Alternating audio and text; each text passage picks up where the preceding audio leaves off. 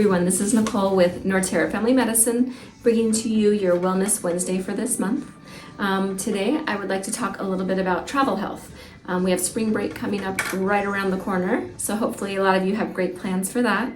But also, it's that time where people start looking at summer plans. What are you going to do for a vacation?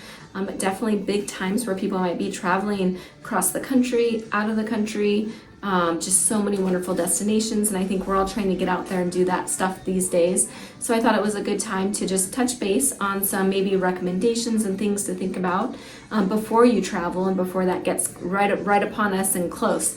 So that's what we're going to talk about today. Some of the things we'll cover would be vaccinations. That's a huge thing, preventive vaccinations and recommendations for travel. We're going to touch base on medications, maybe prescriptions that you currently take versus maybe, depending on where you're traveling, we might recommend other prescriptions to take just in case you need them. We'll talk about some just preventive things, how to be safe when you're traveling. And so we're going to kind of dive into those things now. So first, vaccinations and recommendations when you travel. Anyone who's traveling out of the country for sure, we typically recommend that all your routine vaccines are up to date. That would include your tetanus vaccine, your hepatitis A, hepatitis B.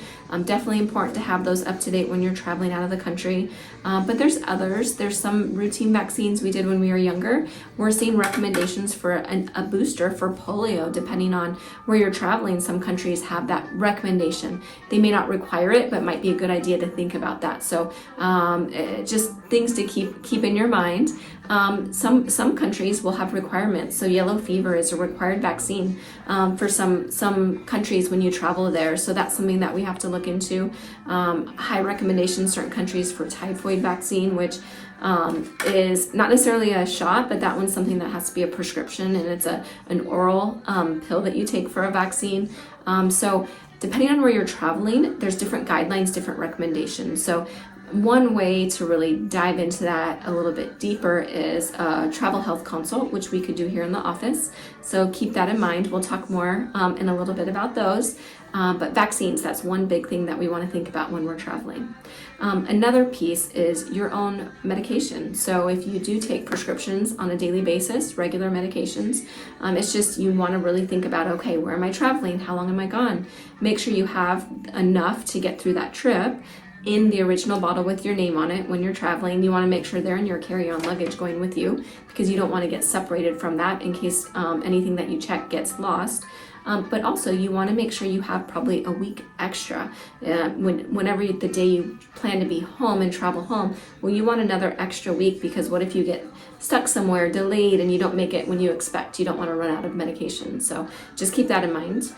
One other thing when it comes to medications, prescriptions, is when I do a travel consult with someone, I want to, depending on where they're going, I might give some recommendations of, hey, there is risk of maybe traveler's diarrhea or things you can get exposed to. So, hey, here's medication that you should have with you just in case. Oh, here's some medication for nausea just in case. If these things happen, if these symptoms come on, I don't want you to be stuck and trying to find healthcare in a country where it's really hard to determine where you can get it or what you need.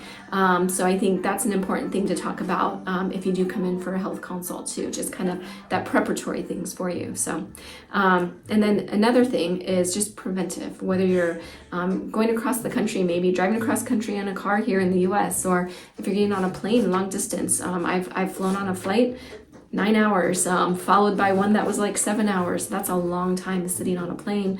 Or if you're driving across the country for a few days in a row, that's a long time sitting. We know there can be increased risk for swelling, edema in your legs, and also risk for blood clots when you do that. So one thing preventive would be to get compression stockings. So you want knee-high at least compression stockings so that they can help with that blood flow, keep that moving.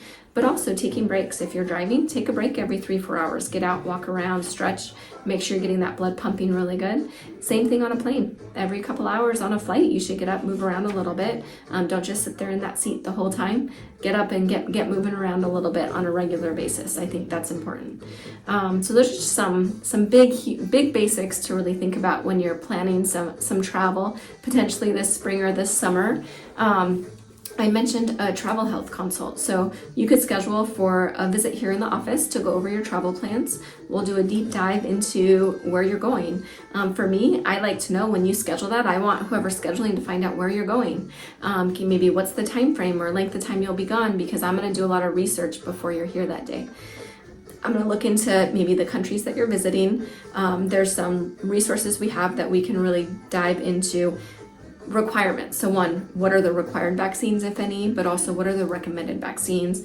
What are recommended preventive things that you can do, whether it's, high mosquito risk and making sure you're prepared for that and preventing that, or, talk about risks of the water, where you're going, what water is safe to drink, what's not, and even are there other high risk indicators where you're traveling for certain diseases spreading rapidly, or other warnings and things that we can look up for you. So that travel health consult I think is really important, so we can really learn a lot about where you're going, and then really give some good guidance to get you there, keep you healthy while you're there, so you can have a great time and also make it back safe.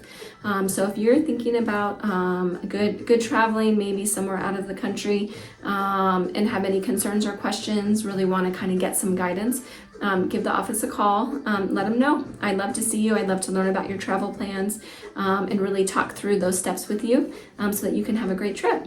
So if you have any questions on anything regarding travel, please don't hesitate. Give our office a call. We'd love to talk with you about it.